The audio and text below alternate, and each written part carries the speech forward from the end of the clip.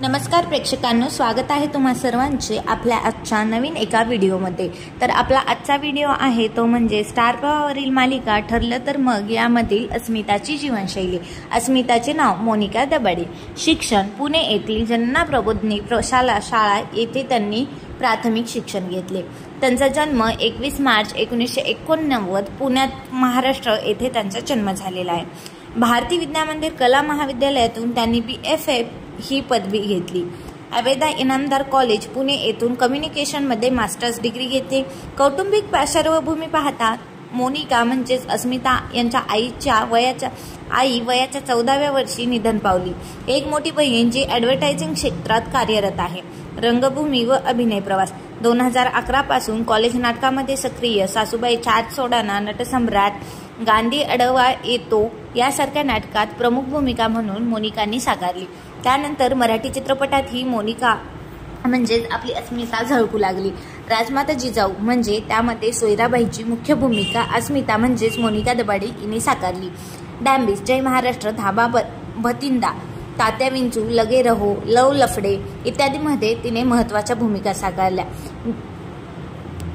दूरचित्रवाणी आणि नकारात्मक भूमिका 2013 मध्ये मुंबईचे वास्तव्य आणि पहिली मराठी टीव्ही मालिका असं सासर सुरेखबाई, मी तुझीच रे, आई मायेचं कवच अशा मालिकांमध्ये काम केले। आणि आता स्टार प्रवाहाच्या ठरलं तर मग मालिकेत अस्मिता सुभेदार हे खलपात्र साकारून तिने प्रचंड लोकप्रियता कमावली। खलनायिका भूमिका तिला आवडतात कारण त्या रंगभूमीतून मिळालेल्या अनुभवामुळे तिने त्या पात्रांना वेगळ्या छटा देत आल्या। संघर्ष आणि आत्मप्रेरणा कोविड-19 काळात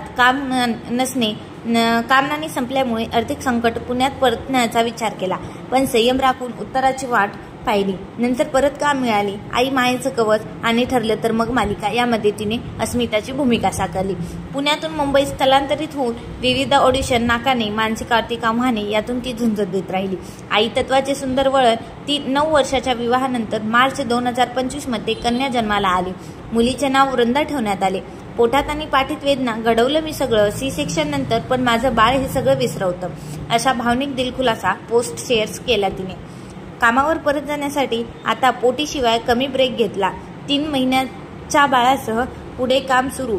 काहींनी सोशल मीडियात ट्रोल केलं, पण तिने स्पष्टपणे सांगितले की हो, पैशासाठी करतोय, फुकट करणार नाही। 2 जून 2025 मध्ये ठरलं तर मगच्या सेटवर पुनरागमन केले।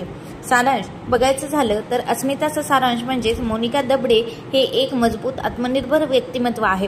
कलावृत्ती, संस्कृत, शिक्षण, रंगभूमीतील अनुभवी आणि खलनायकाच्या भूमिकेतून आलेली प्रसिद्धी यामुळे ती स्वतःचे स्थान निर्माण करू शकली आहे। कोविडच्या आव्हानाचे तिला धैर्याने तोंड दिलं।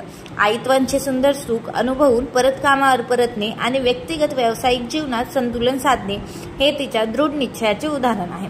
संपूर्ण प्रवास पाहता तिने अभिनयापासून रोलची निवड, संघर्ष आणि आई होऊनही कामात उतरून नाना भूमिका सांभाळल्या। हा प्रेरणादायी प्रवास मराठी मनोरंजन क्षेत्रात तिने अनुभवलेला आहे। तर मग मित्रांनो, तुम्हाला आजचा व्हिडिओ कसा वाटलाय कमेंट बॉक्समध्ये कमेंट करून नक्की सांगा।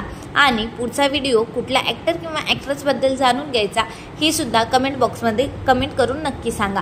चॅनलवरती नवीन असाल तर चॅनलला सबस्क्राईब करायला विसरू नका। धन्यवाद।